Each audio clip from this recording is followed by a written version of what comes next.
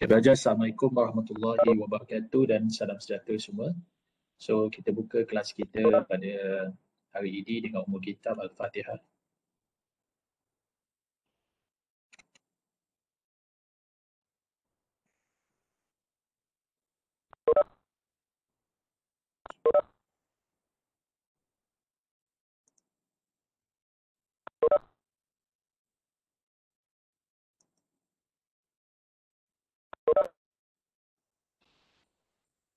Baik, pelajar, kita pun dah bincang berkaitan dengan pengenalan berkaitan dengan kaunseling personal. So, kaunseling personal ni apa dia? Kaunseling personal ni adalah kaunseling yang kita memberi perkhidmatan di organisasi ataupun industri lah. So, cikgu tak pasti sama ada kamu dah belajar atau tidak subjek psychological industry and organizational. Okay? Ya, ataupun psikologi industri dan organisasi.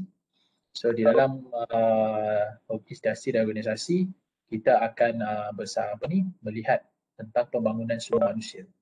Jadi biasanya kita di dalam kaunseling personal ni, kita biasanya ditempatkan di, kalau di sektor-sektor syarikat-syarikat ataupun di organisasi, kita ditempatkan di HR, HR development lah, ataupun pembangunan sumber manusia ataupun department atau department sumber manusia.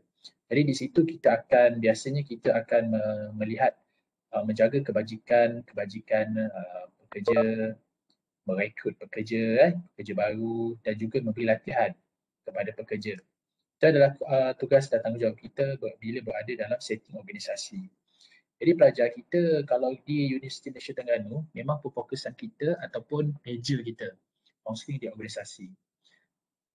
Sebab kita tahu kaunseling yang kita ni kalau dibandingkan dengan UPM, UM, okay, di USM, mereka ni lebih kepada pendidikan. Sebab kita tahu di sejarah perkembangan di Malaysia, di mana kaunseling itu berkembang di sektor pendidikan, iaitu di sekolah.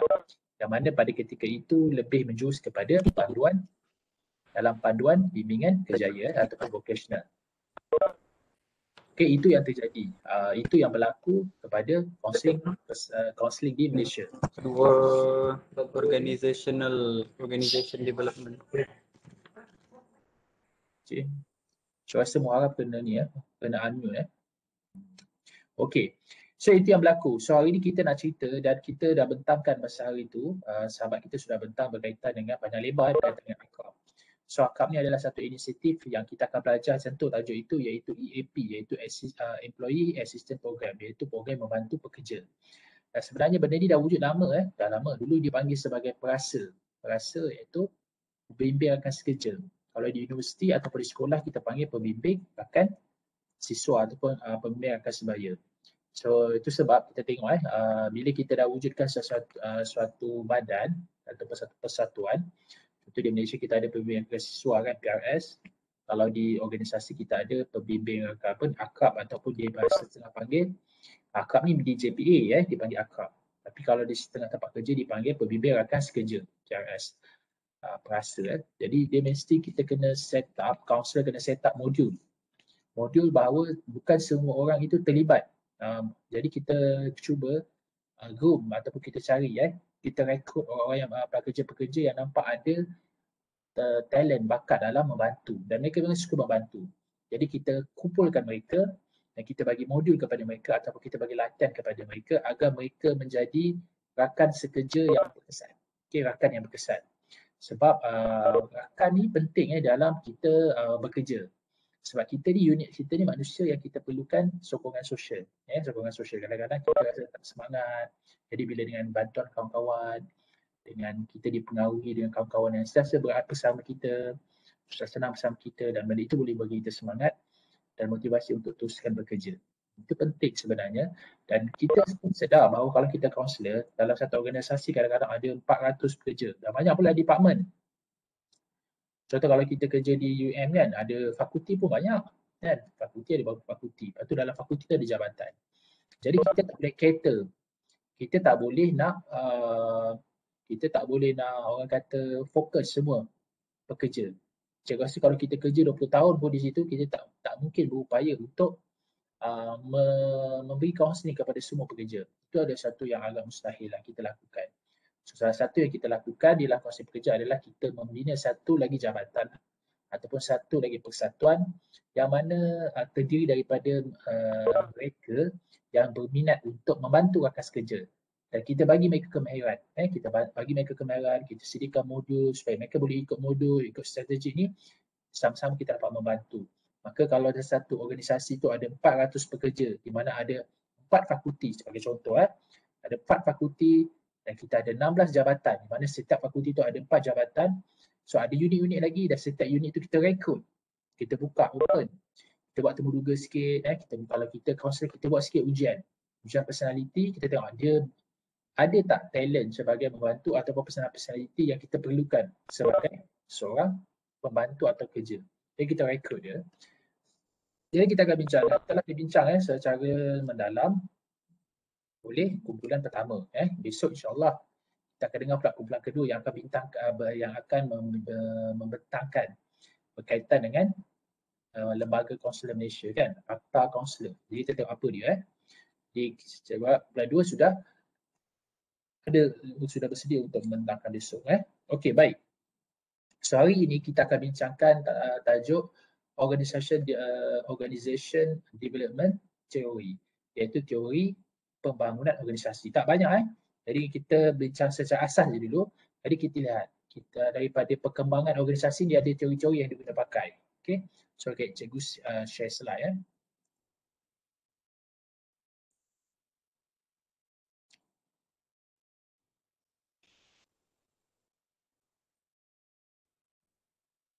Okey. Jadi Organization Development Theory. Jadi yang pertama pelajar, bila kita kata berkaitan dengan organisasi, dia mesti terdiri daripada dua ataupun lebih orang yang duduk bersama-sama, kerja bersama-sama, dia nak mencapai satu objektif yang sama. Dia ada satu objektif yang sama. Contohnya kalau dalam bidang pendidikan, kita ada satu institusi. Organisasi lah tu institusi, organisasi sama je. Kompani, syarikat, company, syarikat, industri, okey. Dia mesti ada sesuatu benda yang mana manusia itu bekerja atau berhimpun untuk mencapai satu matlamat yang telah ditetapkan bersama atau telah ditetapkan dan kita bekerja dan kita bersetuju untuk memberi sumbangan ke arah pencapaian matlamat tertentu.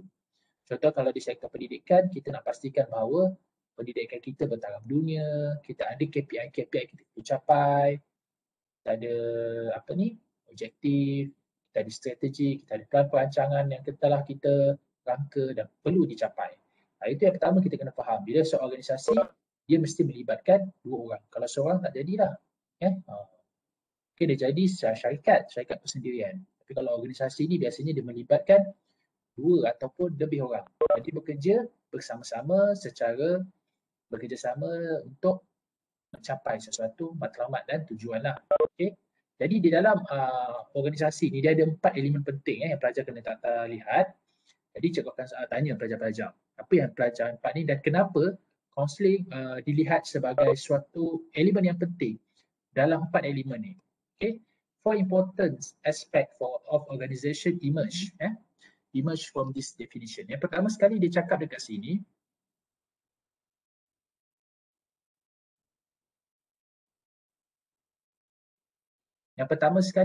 organization are made up of people. Maksudnya dia dikumpulkan oleh beberapa orang lah. Pengumpulan orang. The human component is therefore important because of the complexity nature of social relations, variable and diversity. So dekat sini kita bermula dengan social relationship. So pertama sekali organisasi itu mengumpulkan dua orang atau lebih. Jadi bila dua orang atau lebih akan adanya wujud perhubungan sosial itu. Wujud macam kalau perhubungan sosial macam mana? Perhubungan kerja. Kalau di satu organisasi kadang-kadang perlu juga nak makan. Ada sediakan kantin. Ada juga kadang-kadang memerlukan kebersihan. Jadi ada rakan sekerja. Jadi benda ini mewujudkan social relationship dan pasti ada kepelbagaian itu. Kan? Mesti ada kepelbagaian mengikut tugas.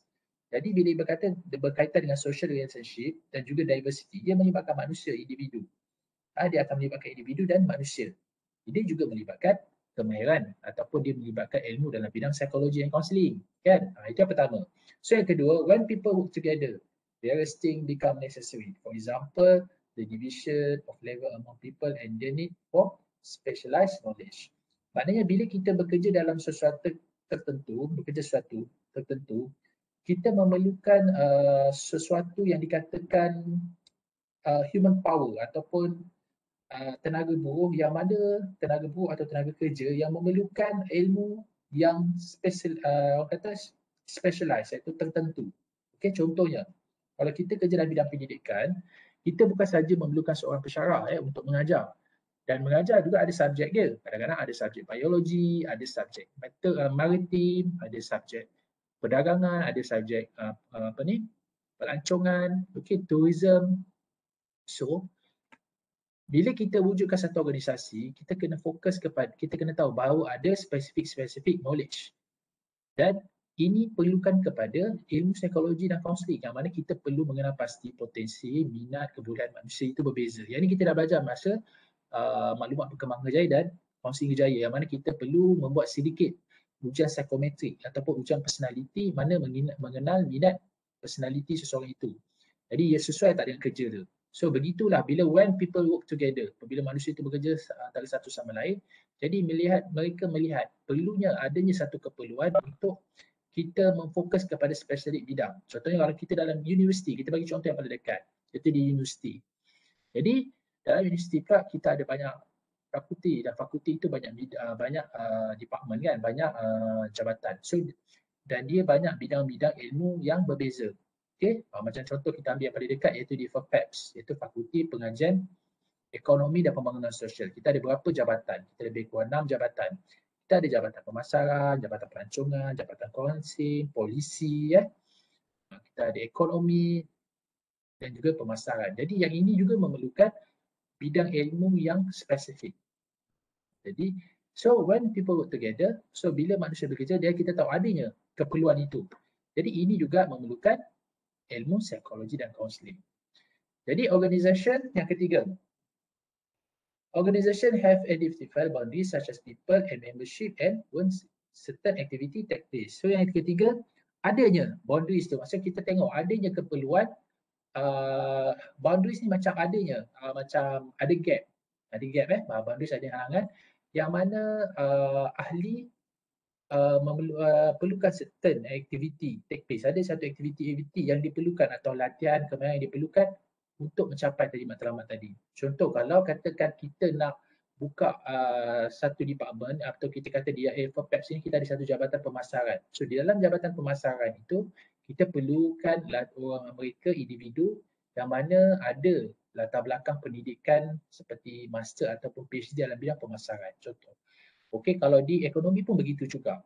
Jadi ini juga memerlukan satu perkhidmatan psikologi dan kaunseling juga. Iaitu kita nak placement. Tadi kita rekrut kan, kita dah rekrut, kita dah kena pasti. Lepas tu kita nak placement kan dia, kita nak penempatan dia tadi. Jadi itu juga melibatkan organisasi. Dan yang keempat kita lihat, apa dia? Jadi organisasi ni purposely goal seeking work arrangement. This is organization, is it to pursue commonly the goal. The goal. Maksudnya organisasi itu sebenarnya dia terdiri dalam satu tujuan kan. Satu tujuan tertentu. So, bila kata tujuan tertentu dan untuk mencapai matlamat tertentu, jadi ia perlukan mereka itu bekerja ke arah itu. Jadi manusia itu akan fokus pada kerja dia. Dan keempat-empat aspek ini semuanya ini memerlukan yang dipanggil sebagai kemahiran psikologi dan kaunseling ataupun sumber manusia. Pertama apa? Pertama kita memahami apakah keperluan syarikat itu dan perhubungan. Lepas tu kita dah rekrut, lepas tu kita dah placementkan dia, lepas tu kita fokus kepada ini, kita specialisekan. Okay? Kita buat job spesifik dia, ini job kerja awak. So dengan benda itu jadi wujudlah satu organisasi. Jadi organisasi itu terbina kadang-kadang daripada perspektif yang lebih luas. Dia bermula dengan 2 orang lepas tu bekerja dalam satu department. So dalam department ada pula fakulti kan. Dalam fakulti tu atau isu bekerja dalam satu dipanggil UMT contohnya kan, Universiti Malaysia Terengganu. So Universiti Malaysia Terengganu ini adalah sebuah organisasi yang berfokuskan kepada pendidikan.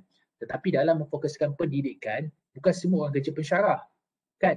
Ada juga yang kerja dalam bahagian makmal, ada juga orang yang kerja dalam bahagian pembersihan, ada juga orang bekerja bahagian database, data maklumat kan. Ada juga yang bekerja perpustakaan. Jadi satu organisasi itu banyak. Jadi kena fokus. Banyak bidang-bidang dia yang nak ditumpukan. Jadi itulah satu organisasi. Jadi membentuk satu organisasi ini dan memerlukan tenaga manusia. So kita perlukan tenaga manusia dan kadang-kadang memang akan wujud masalah. Jadi dekat situlah wujudnya peranan kaunselor untuk membantu.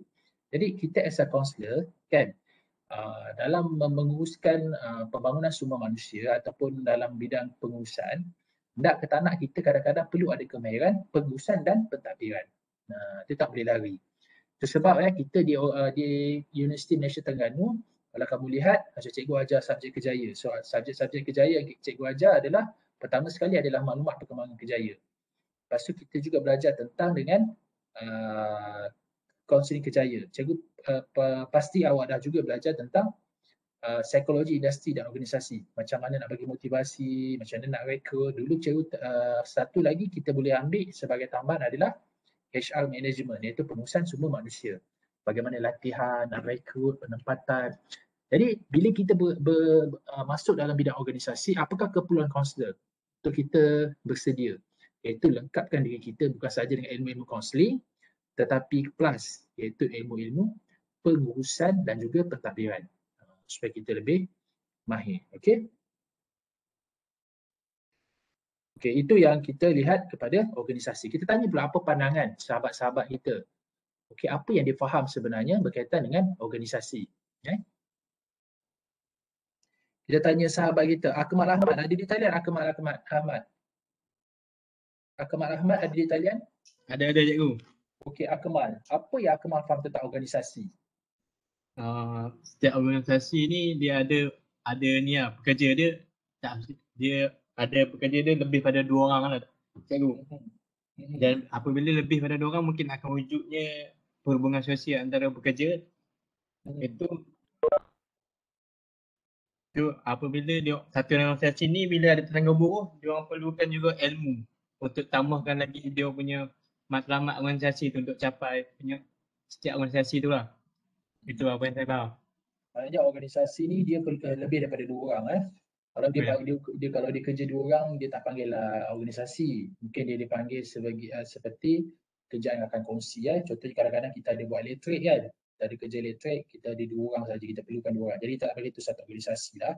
Jadi kita panggil itu sebagai kerja syarikat sendian berhad. Kalau kita dengar syarikat ni banyak, ada sendian berhad, ada berhad, ada holding. Jadi organisasi ni lebih besar dan dia perlukan kemahiran untuk mengembangkan dia punya perkhidmatan. Okey. Itu Akmal Ahmad punya dia punya pandangan tentang organisasi. Okey, kita tanya juga kita lihat pula Farisha Atira. Farisha ada di talian? Cikgu. Okey, Farisha, apa yang Farisha faham tentang organisasi? Sama je macam Daniel, ada lebih 2 orang dan memerlukan antara satu sama lain. Lepas tu setiap organisasi ni ada halangan dia untuk capai matlamat. Jadi setiap organisasi tu perlu kita fokuskan skop pekerjaan dia. Maknanya dalam organisasinya dia ada halangan macam mana tu Farisha? Boleh bagi jelas sikit tak? Contoh macam tadi cikgu terangkan yang UMT kan. So dalam UMT bukan semua pensyarah, so akan ada cleaner, makmal. Jadi setiap perkara tu dijaga oleh pekerja-pekerja tu lah. Maknanya dalam organisasi tu kita banyak department So bila banyak department, kita akan ada orang kata apa banyaklah tugas spesifik dan dia perlukan kepada seseorang yang mengawal. So yang biasanya yang mengawal benda ni, yang rekod benda ni adalah bahagian semua manusia kenaikan pangkat, tentang kenaikan pangkat semua tu lah. Okey. Jadi organisasi itu kena jelas organisasi. Okey, kita tanya pula ni apa Afif Afif siapa ada di talian? Cikgu lihat nama yang diguna ni. Afif ada di talian? Ada cikgu. Okey, apa yang awak faham dengan organisasi? Saya sama je macam Farisha dengan Akmal cakap. Cuma dalam organisasi ni dia ada orang kata apa, ada orang atasan dan juga ada orang selalu orang kata organisasi di mana ada yang atas, ada yang bawah-bawah yang menggerakkan organisasi tu. Sebabnya kalau ada je orang yang atas, orang-orang bawah macam bawah-bawah dia tak ada, dia macam benda tu sukar untuk dia menggerakkan sesuatu perkara. Macam kita dalam satu tim lah, dalam satu macam kelab, kita ada presiden, timbalan, lepas tu kita ada exco, seki yang saling bantu untuk menggerakkan organisasi tu. Maksudnya kita ada macam hierarki lah. So macam dalam organisasi, dalam satu organisasi tu kita ada hierarki lah. Maksudnya ada bahagian yang buat dasar dan ada juga bahagian pelaksana. Okay, ada juga pelaksana. Itu dalam organisasi. Jadi kita lihat itu adalah pemahaman sahabat-sahabat kita berkaitan dengan organisasi. Jadi kita lihat apa kepentingan kita di situ sebagai kaunselor. Kita dengar daripada wanita pula Cikgu nak dengar lah daripada Siti Nur Aisyah ada. Siti Nur Aisyah Masni.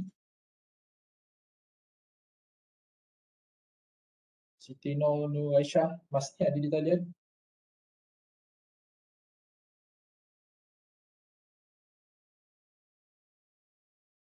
Okey. Tak ada, cikgu nak dengar daripada Zulaiha Muhammad. Zulaiha ada? Zulaiha Muhammad? Ada cikgu. Okey, Zulaiha. Bila kamu lihat kan organisasi kan macam ada sahabat kita kata lebih daripada 2 orang, lepas tu banyak pula yang spesifik bidang dia, lepas tu ada juga hierarki. So apa keperluan kita sebagai kaunselor di organisasi awak lihat?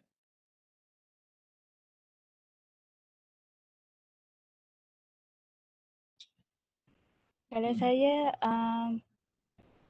sama je untuk macam membantu contohnya macam kalau yang organisasi ni lebih kepada sebab fungsi kita pun memang fokus kepada organisasi. Jadi mungkin boleh sama lah dengan yang apa yang kita belajar. Yalah, macam mana kita nak aplikasikanlah kalau awak rasa kalau kita di organisasi, apa yang kita boleh bantu perkhidmatan kita untuk melicitkan lagi perjalanan organisasi tu.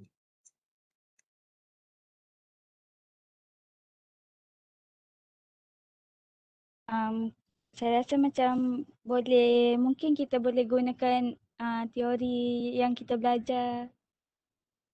Kalau kamu lah kalau Zulaiha sebagai kaunselor di organisasi, apa peranan awak rasa untuk melicitkan perjalanan organisasi tu?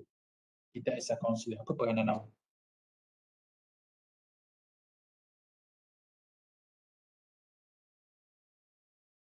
Ada idea tak Zulaiha?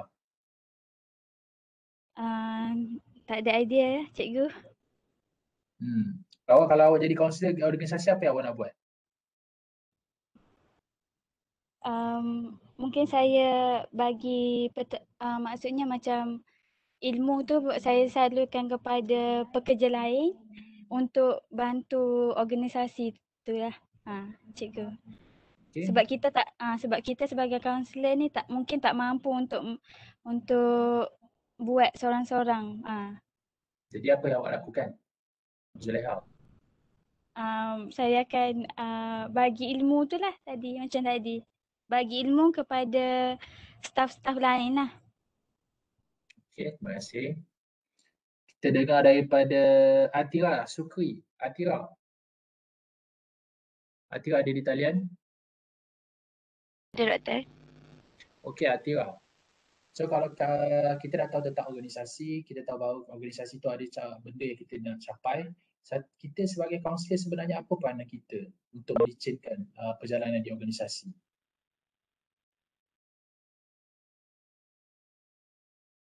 Kejap cikgu.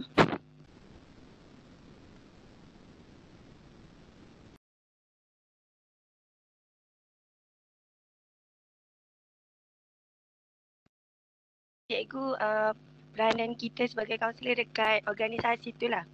Macam mana kalau awak ada kat situ, macam mana kita nak melicitkan lagi perjalanan tu? Sekejap.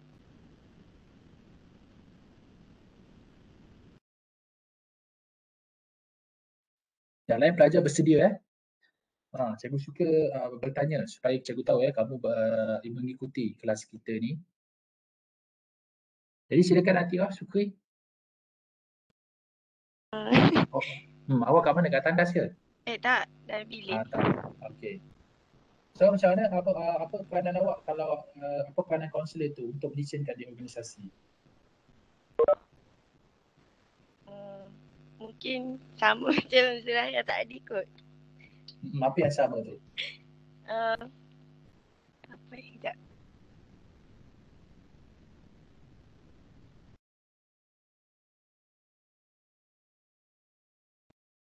Macam kita untuk melicinkan macam ni boleh ke kita sebagai kaunselor macam beritahu majikan tu keadaan yang contohnya macam mana nak cakap, tak ada idea lah cikgu. Apa nama awak? Atira Adira. Okey, tak apa, terima kasih. Okey, kita dengar daripada Muharram ada? Muharram.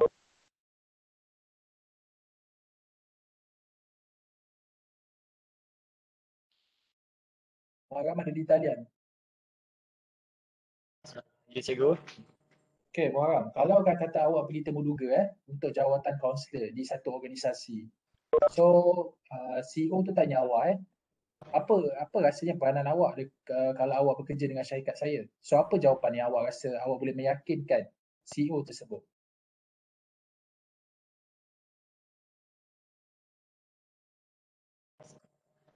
Syarikat tu dia syarikat apa-apa je lah. Mungkin saya boleh bekerja di HR, bahagian human resource, mungkin juga dia apa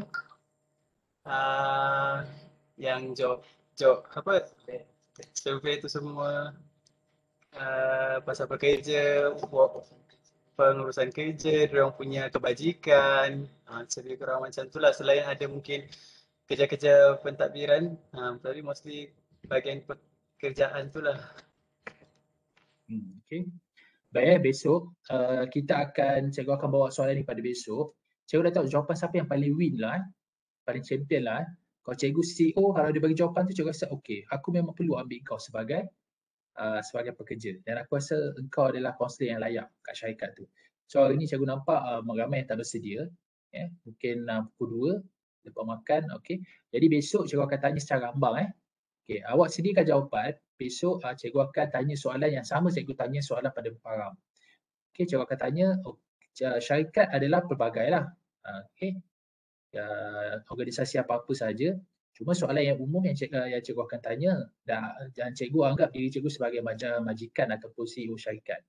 Cikgu akan tanya, kalau saya ambil awak dalam syarikat saya, kan, apa yang awak boleh sumbang kepada pembangunan syarikat saya? Dan apa awak rasa perlu tak saya mengambil awak sebagai pekerja? Jadi awak memohon jawatan kaunselor. Jadi besok cikgu nak tengok jawapan mana yang akan memberi jawapan yang win lah besok. So, sebab itu semua ada dalam pengenalan. Kalau pelajar baca dalam bahagian pengenalan, pelajar rasa boleh menjawab.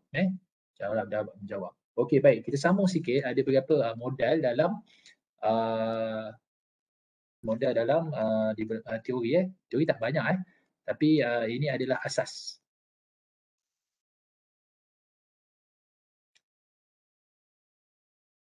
Okey, kita akan belajar sikit teori berkaitan dengan organisasi.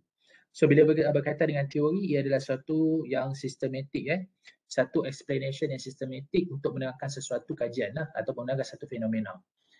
Jadi dalam kita punya teori ni kita hanya menyentuh 4 teori 4 teori saja. Okay, jadi tak banyak. Jadi yang huraian tu yang cikgu nak tengok lebih banyak. So yang pertama sekali kita ada 3 type of organization theory, iaitu klasik ataupun kita panggil sebagai mission theory. Okey, ni yang awal-awal tau. Jadi awal-awal kita panggil dia klasik dan machine theory ni sebab dia menganggap manusia ni macam mesin. Dia anggap manusia ni macam mesin. Yang mana letak kat satu tempat akan berfungsi macam mesin. Okey. Itu adalah yang terawal. Juga dipanggil sebagai teori X. Teori X dulu. Yang dipanggil sebagai classical dan machine theory. Okey. Yang kedua, dia ada dipanggil dalam klasik teori ni adalah dia punya model. Yang pertama dia dipanggil model biokratik model. Yang kedua dipanggil science management model. Nanti kita akan pergi satu persatu. Yang kedua kita panggil pula selepas kegagalan teori X sebab ada je kelompongan ataupun kecacatan dekat bahagian klasik dan machine teori, maka wujud pula satu teori yang dipanggil sebagai behavioral theory, teori tingkah laku. Yang mana bagi tingkah laku ni dia lebih kepada dipanggil teori Y, teori Y. Okey, ada X ataupun ini Y. Yang mana teori Y ni menggunakan pendekatan human relationship dan human resource, iaitu sumber manusia. Okey, kalau kita tengok kalau Pak Lah, kalau zaman Pak Lah dulu jadi Perdana Menteri, dia banyak menekankan tentang behavioral theory ni dalam perkhidmatan awam dia, iaitu dengan mengatakan modal insan, kemahiran insaniah, added value, itu dipertingkatkan, itu yang dipertekankan ataupun ditekankan dalam perkhidmatan awam. Okey. Kalau dulu masa zaman tu Dr. Mahathir bersih cekap ABC kat amanah, bersih cekap amanah. Jadi dah kita seorang yang beramanah. Okey, lepas tu kalau pergi pula zaman Najib bertekankan KPI. Okey, mesti lebih kepada objektif, iaitu Key Performance Index. Apa yang KPI nak capai. Okey, bila kita sekarang ni, zaman sekarang ni disebabkan pandemik dan kita berhadapan dengan beberapa isu, kembali ke pula berkaitan dengan ada KPI tapi lebih plus fokus kepada integriti. Itu macam perubahan di Malaysia lah kalau kita tengok. Jadi cikgu mengikuti suasana Jabatan Perkhidmatan di bawah Perdana Menteri. Juga dia melihatkan bahawa perkhidmatan awam ni sebagai suatu jentera, boleh dikatakan jentera kerajaan jugalah untuk membangun kerajaan. Jadi setiap kerajaan itu di bawah perkhidmatan awam, di bawah Jabatan Perdana Menteri itu mesti ada satu section di bawah setiausaha tu melihat perkhidmatan awam. Itu penting. Jadi kita lihat apa teori yang diguna pakai. Okey, cikgu sampai zaman Mahathir lah. So zaman Mahathir ni lebih mementingkan kecekapan. Dia banyak menggunakan, lebih banyak menggunakan machine atau classical theory. Inilah klasik teori ni, iaitu menekankan kecekapan dalam bekerja. Okey, productivity. Lepas tu bila masuk je zaman Pak Lah ni, lebih kepada modal insan, dia lebih guna behavioral theory approach. Okey. Lepas tu zaman Najib, zaman zaman Sri Najib, dia menggunakan pendekatan yang lebih kepada transformasi. Okey, kan dia digunakan, dia dikenali sebagai, dia memperkenalkan tentang transformasi kan. So dalam transformasi ni banyaklah digunakan berkaitan dengan organizational system contingency theory. Dia ada kelemahan dia dan ada kekuatan dia setiap model dan teori ni. Dia ada kelemahan dan ada kekuatan setiap model teori ni, kita tengok. Jadi bila kita belajar ni, kita boleh orang kata saling tampung menampung lah, ataupun orang kata complement each other. Dari segi teori ni boleh menyebabkan banyak berlaku rasuah. Jadi bila pergi pula zaman, kita tengok zaman Muhyiddin Yassin ni lebih penekanan kepada integriti lah. Pada integriti dan sebab dah banyak berlaku rasuah dalam perkhidmatan awam ni. Macam dah biasa pula rasuah ni. Kalau kita tengok di SPRM tu banyak tangkap bagian immigration sebab rasuah. Jadi kita lihat apa kaitan dengan teori-teori tersebut. Yang pertama sekali kita tengok daripada classical machine theory yang dikenali sebagai bureaucratic model yang diperkenalkan oleh Max Weber dan juga Frederick Taylor. Jadi model ini ada dua, dia dipanggil sebagai machine theory sebab dia dikenali sebab dia ada blueprint dia. Okey. Awak fokus kepada yang ni blueprint.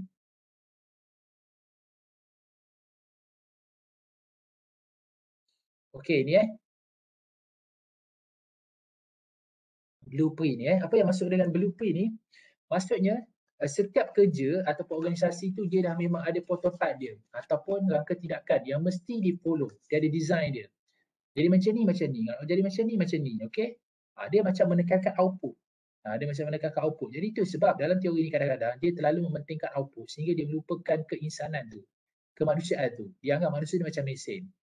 Itu tapi yang bagusnya dia nak tengok kepada outcome Okay, dia nak tengok kepada outcome. Itu sebab dalam machine theory tadi dia membentuk dia based on blueprint. Maksudnya setiap sesuatu tu dia ada dia punya kerangka, dia punya design yang perlu kita follow lah, yang kita kena ikut satu persatu. Okay. Kita tengok yang pertama, bureaucratic model. Jadi dia adalah satu idola dalam menghasilkan organisasi yang efektif. Bagus, kalau kita guna model ni, kalau kita aplikasi model bureaucratic model ni, dia memang betul-betul effectiveness, sangat berkesan. Dan kita tengok yang ni, the means to end principle emphasize organizational structure over human element. Means to end ni maksudnya kau mesti melakukan begini. Dia dah ada macam dia punya apa orang panggil? Dia sudah ada dia punya falsafah tau. Dia ada dia punya panggil apa? Structure. Means to end. Maksudnya ini outcome yang you nak capai. Contohnya dah KPI macam ni yang nak capai. Okey, sangat bagus tapi itulah, tapi dia akan melihat manusia ni macam mesin. Contohnya okey, kalau you jual produk kalau kita kerja dengan menggunakan, kalau ada manager yang gunakan model ni. So kalau you bekerja dengan bos yang menggunakan pendekatan teori ni, biasanya dia akan cakap you kena jual produk, minggu ni you kena jual 20. Okey, 20. Maknanya satu minggu ni ada 20, maknanya dalam seminggu awak 5 hari, maknanya satu hari you kena jual 4. Macam mana pun you kena capai KPI ni, you jual 4. Macam mana you buat? Tapi you mesti means to end, maksudnya kena capai hasil je. Jadi dia dah bagi awak, ini blueprint awak kena capai. So dalam masa seminggu, awak kena capai 20 produk you mesti kena jual. So kalau you nak tengok, dalam satu minggu, kita ada 5 hari you bekerja. So dalam satu hari, you kena capai kena mencapai minimum 4. Okay, 4 produk you kena jual. Jadi itu maksud kalau kita menggunakan bureaucratic model, dia dah ada dia punya blueprint. Dan dia means to end. So maksud means to end maksudnya sesuatu yang dilakukan hanya untuk menghasilkan sesuatu yang diingini. Yang ni kamu kena capai. Okey, cikgu dulu, okey. Cikgu suka guna pendekatan ini. Okey. Okey, kalau siapa yang bawa internship dengan praktikal dengan cikgu akan gunakan pendekatan ni. Pertama cikgu guna pendekatan ni. And then yang kedua, kalau tak dapat capai, baru cikgu akan guna behavioral theory. Tapi cikgu lebih suka pendekatan cikgu mengurus, cikgu lebih suka guna pendekatan bureaucratic model ni. Sebab pelajar ataupun pekerja akan nampak jelas, okey, yang ni aku nak capai. Jadi bila dalam kerja dia lebih terfokus.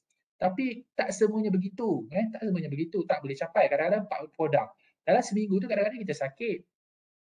Kita tak boleh nak perform, tiba-tiba hujan.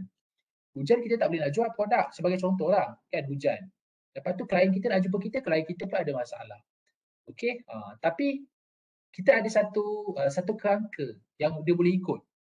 Tapi tak semestinya begitu. Dalam hubungan manusia sebab ada benda-benda yang kita tak boleh kawal. Contohnya kesihatan.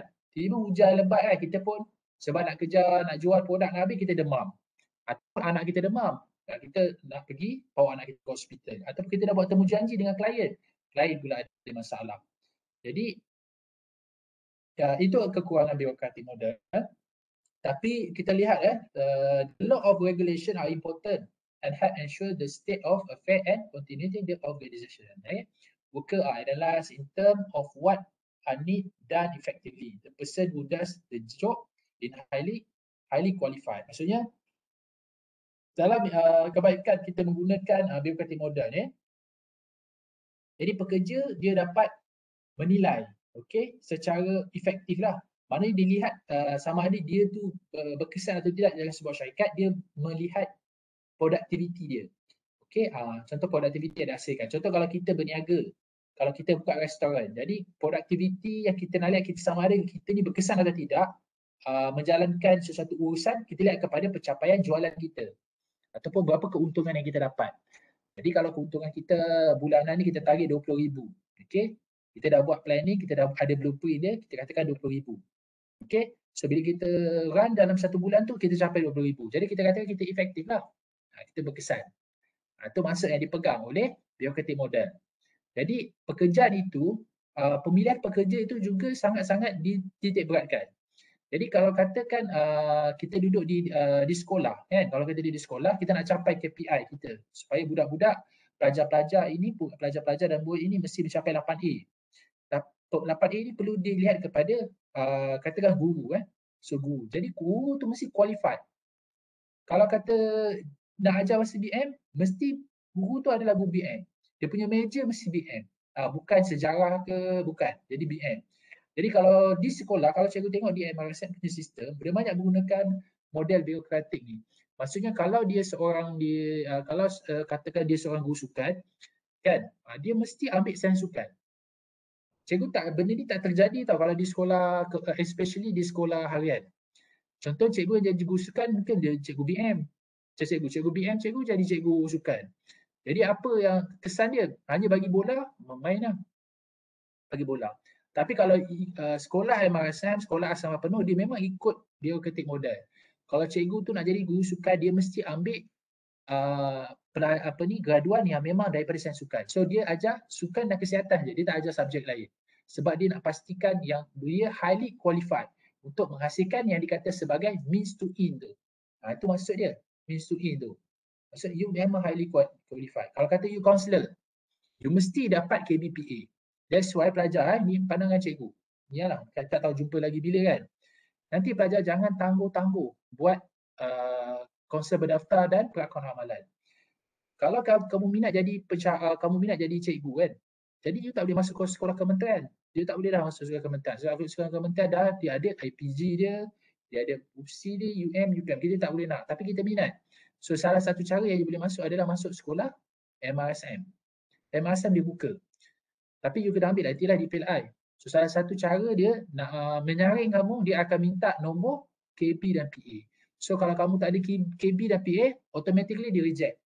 Automatically rejected. Itu maksudnya. Maknanya pelajar bila habis je internship, internship dah dapat je, ada je masa untuk kita dapatkan lesen, temuduga lesen, ambil terus. Sebab bila kita pergi temuduga nanti, awak ada peluang yang lebih cerah berbanding pelajar-pelajar lain ataupun daripada universiti lain yang tak ada lagi KBPA. Jangan tunggu lama-lama. Especially kalau you nak masuk dalam institusi MARA lah yang cikgu tahu. So MARA dia akan buka. Jadi dia akan minta nombor KBPA. So kalau tak ada KBPA, automatically rejected. Itu kena faham Okay. Sebab apa? Di dalam MARA juga MRSM dia juga menggunakan bureaucratic model ni iaitu highly qualified. And the communication pattern kebanyakan dalam pattern dalam bureaucratic model ni dia lebih banyak kepada vertically. Maksudnya daripada bawah ke atas ke bawah. Dia horizontally tak ada. Jadi you dengar dalam istilah you dengar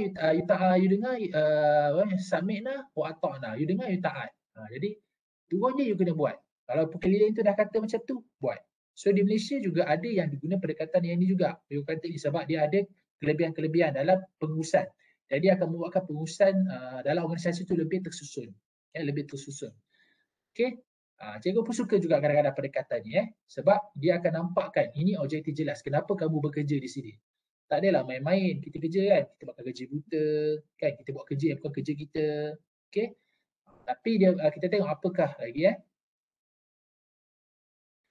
Jadi kita tengok emphasis is given in a written report with all legislation, action and regulation made it writing. Semua apa-apa adalah berdasarkan report. Fakta lah, fakta, fact and figure. Kalau kita kata macam contoh kalau dulu masa cikgu dia, kita berkongsi sikit kalau dulu cikgu di MRSM. Kalau cikgu kata pelajar ni ada masalah, macam mana kita nak bagi tahu pelajar ni masalah? Kita lihat kepada laporan disiplin. Mesti ada fact and figure. Kongsi tak boleh kata macam ni dekat masa kita bentang dalam mesyuarat, saya rasa, saya dengar, itu tak boleh. Okay, tak boleh, tak dia pakai. So bila kata pelajar ni lemah dalam akademik, apa result dia? So result dia macam ni. Dia punya pointer tak lepas sebab dekat MRSM bagi sistem pointer juga. Jadi pointer dia 2.2, tak lepas banyak benda. Kalau kita kata dia tak minat dengan subjek tu, saya telah jalankan ujian personality. Ini dapatan dia. Jadi dekat sekolah-sekolah yang macam tu yang perlukan fact and figure, ujian personality, ujian pencapaian perlu berada di tangan kita. Kalau kata dia ni seorang miskin, apa orang rasa dia miskin? Saya nampak dia pakai baju koyak-koyak. Tak boleh macam tu. Dia mesti saya melihat kepada pendapatan keluarga dia dikategorikan sebagai B40 lah sebab bapak dia kerja sebagai pemandu lori dengan pendapatan sebulan ada sebanyak 300. Macam tu nak jawab dalam mesyuarat. Apabila kita membentangkan report tentang pelajar, mesti ada fact and figure. Tak boleh saya nampak dia ni macam apa ni lah, tak pakai miskin lah, tak pakai apa, baju pun dah warna kuning kasut pun biasa-biasa, tak boleh macam tu. Jadi itu tidak berasaskan kepada fact and figure, itu berasaskan kepada pemerhatian kita yang tidak berasaskan kepada bukti yang nyata. Tak boleh terima. Dan based on this theory, the organisation is meaning efficient, effective and equitable. Maksudnya mesti cekap, berkesan dan predictable ni adil. Adil ni maksud kalau kamu buat, kamu nak, kalau kamu kata nak, kamu nak, kalau katakan kamu nak, katakan kamu nak jadi pelajar yang cemerlang, kamu mesti skor. Ini skor dia. Jadi kamu mesti capai benda tu. Jadi semua orang pun boleh dapat cemerlang jika kamu capai apa yang kita bagi tahu. Jadi jelaslah. Okey, ini kebaikan dia. Jelas. Tapi dia ada limitation dia. Okey, dia can lead the red tape. Ni red tape ni tengok ni. Okey. Dan rigidity opposition to change. Okey. Lagi satu, bila dia tidak ada flexibility so memang dia fact and figure kan, tak ada flexibility. Jadi bila benda ni berlaku, dia punya limitasi dia akan mewujudkan terlalu banyak birokrasi. So semua nak surat, nak dia ni nak fact and figure. Jadi malas kan. Malas, lebih aku diam. Contoh dalam mesyuarat ni contoh tak, cikgu bagi contoh yang mana ini adalah kelemahan antara kelemahan bila kita mengaplikasikan birokratik model ni, teori ni. Contoh dalam meeting, kalau kita nak cakap, kita kena ada fact and figure, kan? Lepas tu kita tak ada fact and figure. Sebab nak dapatkan fact, kan? Kita nak dapatkan fact and figure ataupun kita nak dapatkan data-data, kita perlukan sedikit kajian. Yang ini memerlukan masa dan juga tenaga. Tapi kalau kita tak ada, kita tahu benda tu betul. Kadang-kadang ada benda yang tak perlu pun data. Kadang-kadang dia macam common sense. Tapi disebabkan kita nak juga fact and figure tu, jadi dalam meeting kita diam je. Diam je, tak nak bagi tahu sebab nanti menyusahkan kita sebab kita tak ada fact and figure. So benda tu sebenarnya dalam satu sudut dia boleh membuatkan syarikat tu agak ke terbelakang lah dari segi tindakan sebab terlalu banyak birokrasi. Okey, contohnya ada orang datang macam contoh orang datang nak melabur dalam syarikat kita. Okey, datang tanya-tanya, kita tak ada. Kita kata okey, boleh tak tunjukkan surat. Kita macam menyusahkan dia, kan? Bila kita menyusahkan dia pun malaslah nak berurusan dengan kita. Okey, yang ni tak bagus untuk orang macam orang bisnes tu, macam ni saya rasa tak bagus. Itu sebab bila kita bisnes, bila ada je pelanggan datang, ada tak jual benda ni? Kita kata ada je dulu. Lepas tu kita cari. Jangan menyusahkan pelanggan. Jadi bila pelanggan rasa susah untuk berurusan dengan kita, nak surat lah, nak kena buat report lah dulu. Jadi benda ni menyebabkan red tape tadi tu, birokrasi akan menyebabkan opposition to change. Maksudnya penghalang kepada perubahan. Sebab kadang-kadang perubahan ni memerlukan langkah-langkah yang drastik. Okey, kalau semua nak buat report, malaslah nak buat, malaslah nak ambil pelanggan nanti nak kena buat report. Ya, jadi kadang-kadang di balai polis pun kadang-kadang tak nak ambil report. Sebab apa malas nak buat report? Sebab nanti nak buat periksaan, nanti nak report. Jadi untuk mengurangkan nak buat report tu, jadi bila orang datang dia buat tak layan aja. Buat tak layan sebab apa? Tak nak report-report ni. Malah ada orang yang tak suka buat report. Contoh kalau pelajar di nanti praktikum, okey, kalau kita dalam praktikum kita kata kita buat banyak sesi, kan, banyak buat sesi tapi nak kena buat report. Jadi bila klien datang, malas nak buat banyak sesi, cukuplah untuk hari ni sebab dah cukup report dah. Ini nampak tak dia punya keterbatasan tu. Jadi kita terlalu follow sangat birokratik ataupun machine theory ni. Jadi dia sebenarnya kadang-kadang menyekat kita daripada untuk berubah ke arah yang lebih baik lah. Okay? Ataupun memaksimalkan potensi kita. Dan dia punya implikasi organisation need to be more sensitive to authority boundaries, written word and legal interest and regulation. Jadi siapa yang kita lihat, bos dia punya bajikan, dia punya ketua mengamalkan, dia pegang kepada klasikal teori ni. Jadi you pekerja kena betul faham, sensitif dengan ada boundaries. Maksudnya boundaries ni apa? Kena faham sepadan-sepadan authority kita. Apa yang boleh, apa yang tak boleh, kan? Contohnya kalau dia bos kita, apa kita nak gelarkan ni kena sebut. Jadi kalau kita nak kalau kita di bawah kerja, kita kena tahu siapa di bawah kita. Kalau contoh kalau di sekolah, kalau counsel di bawah HCP. So HCP di bawah pengetua. Jadi apa-apa bila kita nak mengadu, perlu melalui HCP dulu. Perlu melalui HCP dulu, baru pergi ke pengetua. Jangan terus melangkaui pengetua. Nanti pengetua tanya HCP tak tahu. Jadi benda ni akan merosakkan hubungan dalam suasana bekerja. Okey, apa-apa saja perlu dengan tulis, catat. Lepas tu kena tahu apakah dari sudut perundangan dan peraturan dia. Okey, itu implikasi dia lah kalau majikan ni menggunakan teknik ni. And then kedua, must control moral issue, leader view, organization member, confidentiality, power structure and informally lah. Jadi kita kena apa ni, kena kawal lah tentang isu-isu yang moral organisation member ni boleh. Dan lagi satu contohnya keburukan dia lagi tau bila kita gunakan classical teori dalam pengurusan contohnya bos kita, contohnya bos dia lepas tu okey dia atas pengarahan bawa pengarah katakan pengurus dia ada supervisor. So supervisor ada co-leader ada staff kan. So supervisor ni katakan ada buat sexual harassment kepada dia punya staff. Okey. Jadi staff ni dia mengadu kepada dia punya manager. Okey, kepada manager. So manager dia kena lapor ni kan lambat proses tu. Sebab tak perlu terus dia kepada ketua. So ambil tindakan. Jadi lambat dia macam ni akhirnya kes tu tutup.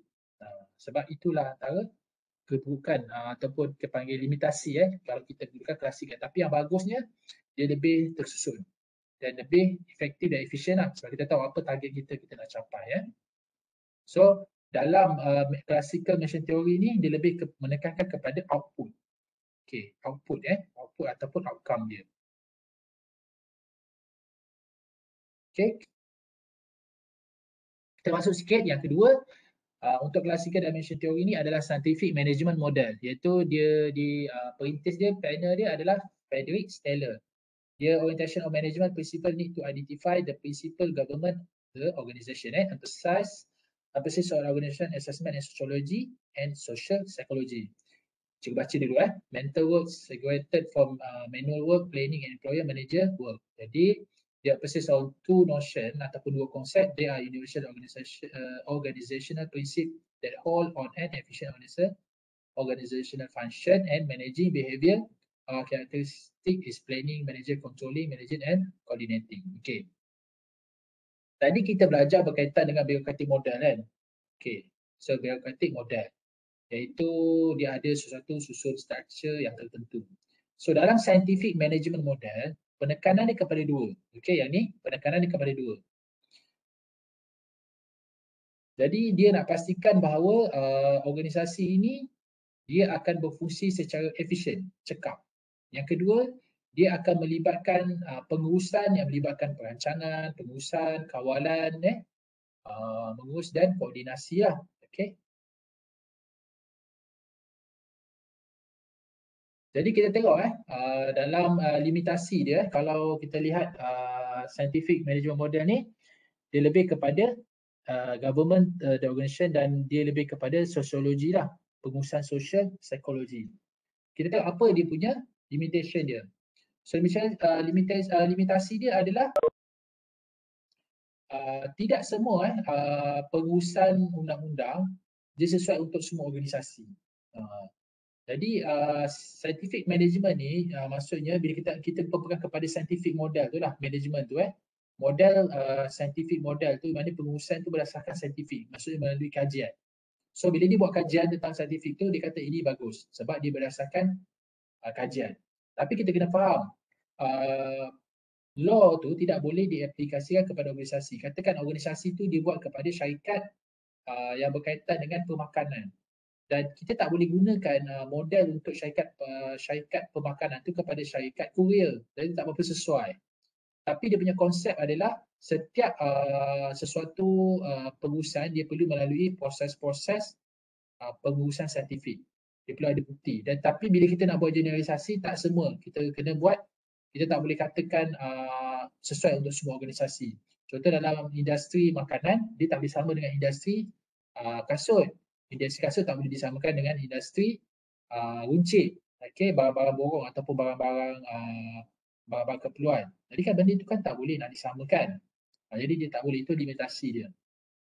And then yang kedua, the law is subject to the circumstance and no scientific evidence proving the effectiveness of this law lah. Maksudnya law ni merujuk pada undang-undang lah.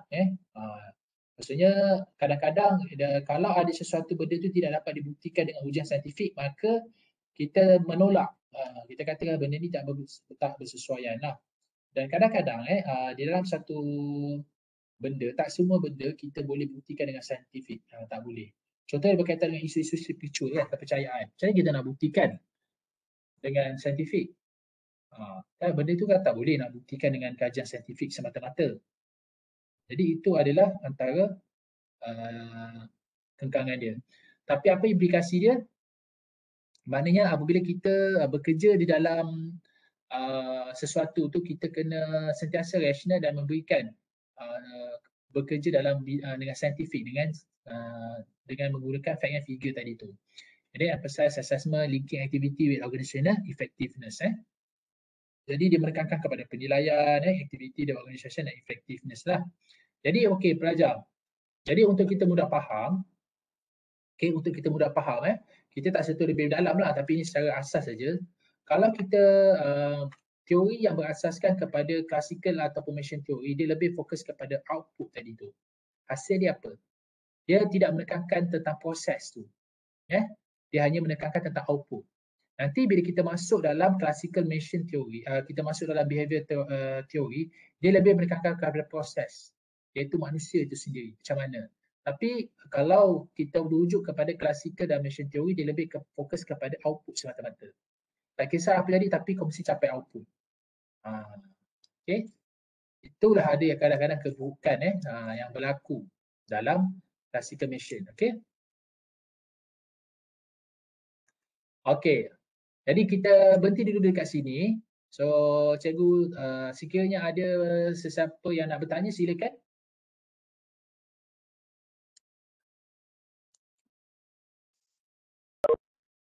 Silakan kalau ada yang masih kurang jelas.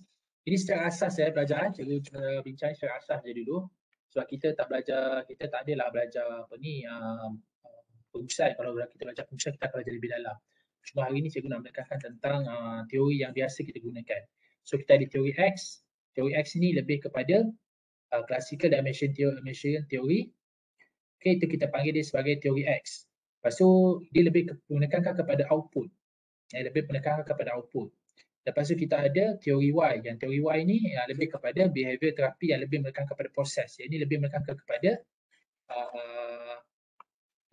teamwork, motivation, dan kalau kita tengok lagi satu pendekatan yang digunakan sekarang ni di dunia korporat adalah organization system contingental theory. Ini yang kita gunakan berkaitan dengan perubahan external demand.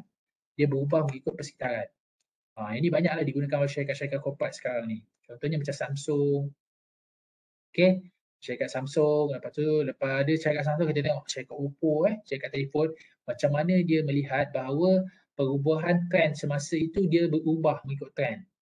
Okay, nanti kita akan belajar. So hari ini kita akan classical machine theory dulu. Okay, ada apa-apa soalan? Silakan kalau ada.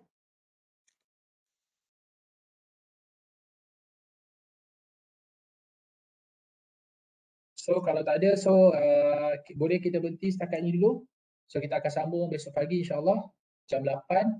So kumpulan 2 bersedia untuk membentangkan berkaitan dengan akta kaunselor. Okay, kita dengar akta kaunselor. Sebab akta kaunselor ini penting disebabkan ada akta tu, maka kita telah perkhidmatan kaunseling ini diperkasakan sehingga dalam perkhidmatan awam, dan perkhidmatan awam tu pencetus dia dalam sektor kerajaan, maka disebarluas dalam sektor swasta. Okay. So kalau tak ada, kita berhenti dulu setakat ni. Kita tundakan kita punya perjumpaan pada hari ini dengan tasbih kepada suatu as.